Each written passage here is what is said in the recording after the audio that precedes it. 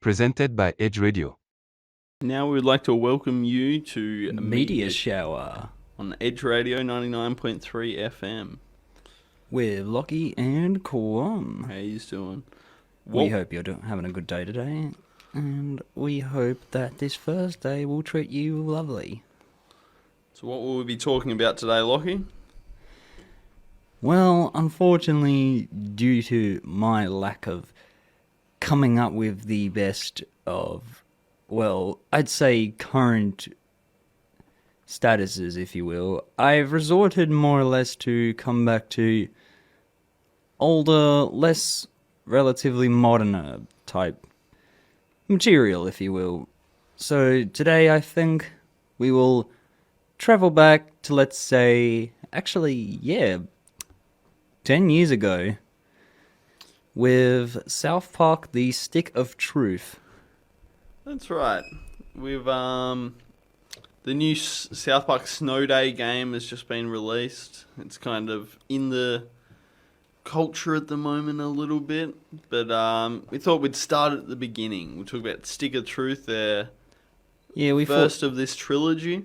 We thought we'd start from the very beginning, and unfortunately I have no prior experience with its sequel, The Fractured Butthole, nor its recent counterpart, South Park Snow Day, that just released, I believe, a month or two ago. We'll get to them. But we'll get to them. We've I've played the second in the series, but the third one's really just been released in the last week or two. I think about 2 weeks ago. And it's still at full price. I don't know if they can get me to throw that $60 at it. I haven't seen great reviews, so we'll wait till it's on sale. We'll wait for that Black Friday sale maybe and jump on the bandwagon. But until then, I'm very cautious. Yeah, ever since the game came out, there's been a bit of cautionary reviews as of lately, being the fact that some people have found it repetitive. Am I correct, or is this just something that I've heard that I now have meticulously believed in? No, you're correct. I think one of the biggest critiques of really all the games is that they've got a repetitive fighting mechanisms. It feels like you kind of point and click the whole time. But the newest one is you really only get, I think, about 4 hours of content, which is... Yeah, 4 hours, which is not a whole lot of hours if you're, let's say, wanting to 100% completing a AAA game nowadays, let's say. I'm sure there's these extra little collectibles and things along the way you can stretch out. But in compared to the old games, I think, it might have been 20 hours or, at least you could probably even stretch it out a bit further. I think it took me pretty much a full day. I did nothing but just sat there and played Stick of Truth. I think it was pretty much a whole day. I don't even know if I slept, really. I was very much committed to finishing it. I really enjoyed it. I got to 99%. There was one Chin Pokemon I just could not get no matter what I did. Oh, yeah, because... Well, speaking from experience alone, I'm actually near a certain part, near the end of the game, where I would say should be accessible, but isn't for us Europeans and Australians, let's just say. But enough of that. Enough of our opinions on gameplay. Let's discuss from the very beginning. We start off with a story narrated by Eric Cartman himself, telling the audience, us video game members, that there is a war going on between the humans and the elves. And when in reality, it's just a bunch of the boys playing in their backyard or out on the streets playing magic games. Or reminiscent to your Final Fantasies and your regular RPG games. Yeah, it's got this... From the show, they're kids, role players, medieval characters essentially, and this carries over into the game as you're role playing as in a medieval world within... The South Park town, if you will. Yeah, absolutely. You are in the shoes of, well... The new kid.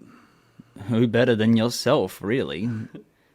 Because the character you select is basically a choose your own, or you can create yourself. Imagining if you were the child that came to South Park. Yeah, it's a nice way to put it because then you're slowly introduced to everything. You know, kind of make it. If you haven't even watched South Park, you'd still be able to understand it. I think you put in that role that you're slowly introduced to every character. They have lots of. The entire thing is really references to shows. Yeah, reference after another, which for some people I feel like wouldn't be in the best interest, but I feel like with this game in particular, I feel like it works in its favor because I found that there isn't any, or at least that much too complex of a combat on the face value. Yeah, I think they use their strengths as if you're a big fan of the show, you're really watching one giant South Park movie. But basically, really, like a 4-hour South Park movie, if you will, without any of the gameplay, just only cutscenes, really. Yeah, just the cutscenes are a huge movie. I went back last couple of days and rewatched all the cutscenes, and that was entertaining. I enjoyed it. That was probably the best part of the actual game. I thought the mechanics were interesting, they were good, but it is repetitive to some extent. Well, I can agree with the repetitive nature. I feel like being someone, now I'm going to speak on personal experience here, one that doesn't regularly play RPGs, and getting used to controls on this game, I found that I was getting a little bit better and better as I played along, knowing that, oh yeah, I know I'm not that good, but I'll keep going on as I go. Yeah, I did enjoy it. It didn't bore me too much. They do a nice thing where every few levels they might introduce some new abilities. So they introduce, you can summon other characters. They introduce, you get fart abilities essentially later on. There's a series of new things you can do to it to add to your mechanics, which I thought, it keeps it at least a little bit fresh. It's not so terrible that you have to turn it off, but I was almost just yelling at the screen, just get this over with just so I can get to the next cutscene. I want to giggle again. And some of the levels they have, like you have to teleport around when you're in the spaceship. Oh, yeah. So there is some levels are designed to keep it different as well. Yeah, I felt like they're more purposed to be made for as tutorials on how to control that aspect of the game, because sorry, I was a bit mind blank there for a minute. No, that's fine.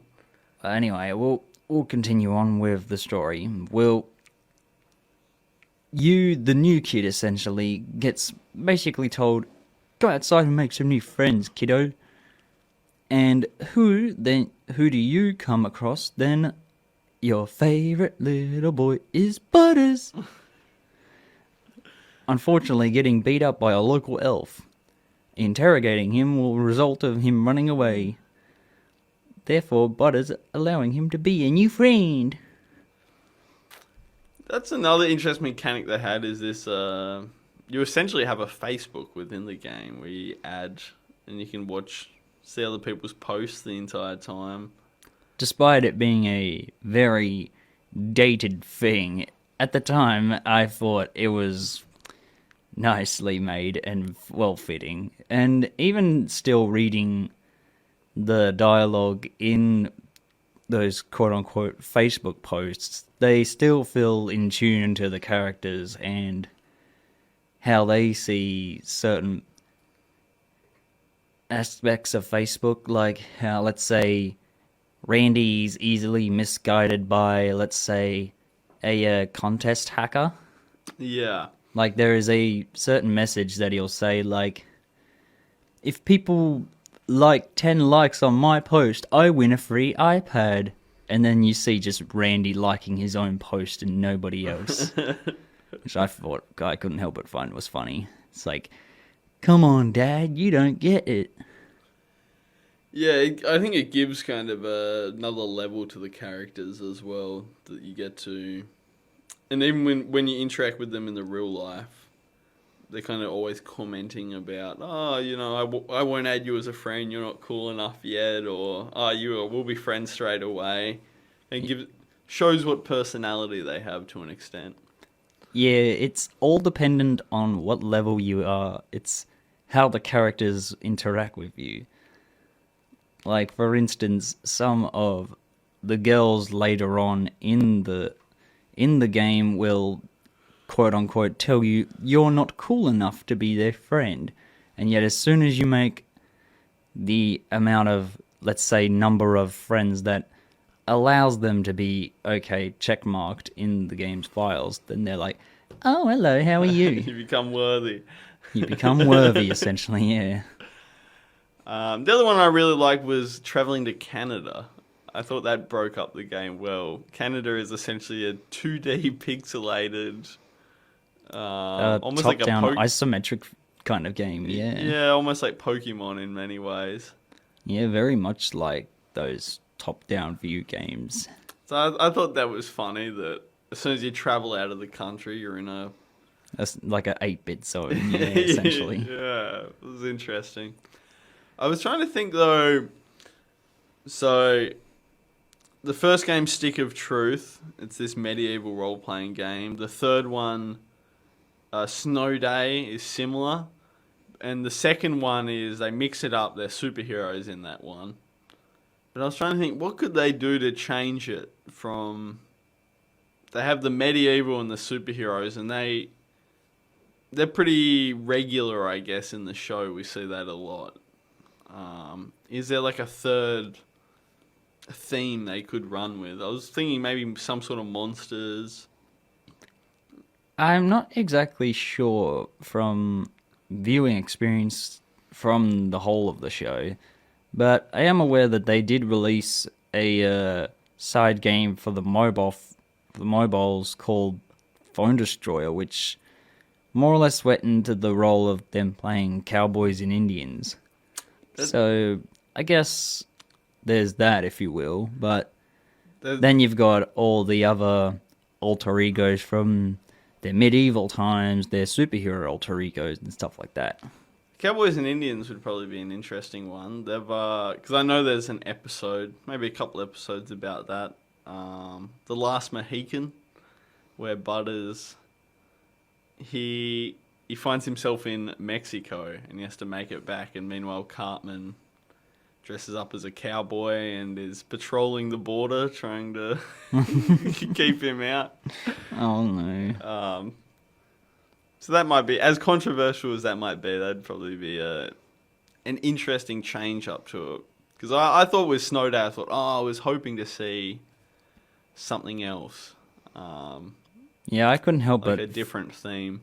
think when Snow Day was announced, I felt like, oh, why go backwards to the medieval era when, yeah, I don't mind the idea, but it's like, knowing South Park, I would have thought they would have naturally wanted to go progressively forward. Yeah, don't rehash the same sort of Yeah. thing we've done before. They do change it up in the format. It's more of a 3D game now rather than 2D. Well, visually, yeah, if you will. They call the original ones 2.5D because there's certain aspects that are 3D and certain aspects that are 2D. You're almost in a 3D world, but you look like a 2D character as you're doing it. Oh, yeah, of course. Yeah. Like it's not a side scroller at all. To an extent, anyway. So overall, Lochie, you enjoyed it then? Yeah, I've been really enjoying it until I was gonna get back to the story because there's a point that I wanted to breach out here. I think I know where you're going. Alright, so with going on the story, you make it through your first day. You think you made a lot of friends with most of the kids in South Park. Not every one of the main characters, nor all the four boys just yet, but you get enough to get the gist of things, right? But you get to interrupt it during your first sleep in South Park, Colorado, and get interrupted and captured by aliens, just like how Eric did in the very first episode. He got some very things that I cannot say on this program. I think we can use the word probe, and I think everyone else We'll get the gist of it, yeah. Yeah, everyone understands. Yeah, let's just say that happens. Both to you, the main character, and Randy, Stan's father. So, and then afterwards, or at least playing throughout, they are actually casted as mini-games, and in the US, they are, of course, acceptable, but back in 2014, when the game released, it was blocked out throughout all European and Australian versions of the game. So I essentially had to look at a crying koala, which in concept, is funny. Yeah. But in execution, it means that I can skip an entire cutscene without playing through an important minigame, which we'll come across to very later in the finale. It's interesting that they did censor it, I think. I know for a while, and I'm not sure if at the time we allowed R-rated games in Australia. I think that's in the scheme of things, I think that's been introduced in the last 10 years. Arguably, I'd say, yeah. I think it was banned for a while, the R-rated system here for games. They did it with Duke Nukem Forever, 2009, Mortal Kombat 9 in 2011, then South Park: The Stick of Truth in 2014. Yeah. So it's I managed to play maybe I shouldn't say that. I managed to play the uncensored one. And in some ways I can understand why they did censor it. But I also think you know what you're getting into when you play a South Park game. It's not a game for kids. It's meant to be over the top, excessive. On a ratings and yet maturity censorship standpoint, it of course makes sense. But speaking from a gameplay perspective, which you have to later on utilize those tools later on in the finale of the game, which I had previously mentioned, you are basically blocked from able to do it, therefore not knowing how to do that said finale task, and it makes you stumped, feeling like either you've missed something or you just feel like an idiot. Yeah. But that's just my personal experience. Everybody has it differently, and you could have had the idea of, why don't you just look it up on the internet? But I wanted to try it natural, you know? It takes you out of it if you have to stop your game, go to YouTube. Exactly, and I didn't want that. Yeah, you're completely taken out of the experience at that point. Yeah, and I didn't want that. I didn't want that this time. What I did bring up that R-rated games were banned until quite recently, though, is because it's this interesting, almost hypocrisy, I would say, that you can go watch that stuff on YouTube. You can go watch South Park, which has the exact same scenes in it. And even back then, you could get, let's say, an R-rated film, where it's much as easier, whereas video games back then, it was a lot more stricter. Yeah, way more heavily censored for that format. I guess it was because the fact that they thought that if you yourself were to replicate such actions on a screen, you somehow are to replicate that in real life, which in a way makes no sense, but we have for a long time heard about this with the news outlets. Games cause violence, games cause da-da-da. And I don't think it's ever actually been proven whatsoever. I think it's just an easy scapegoat, as they say. Yeah, an Just easy blame escape. video games. An easy way for the news outlets to point the finger at back then, Yeah, kind of get some controversy. just to get the fuel going for the flames. Of course, though, the two newest, the sequels, they weren't censored at all, and they No. included quite similar things. The fractured butt hole.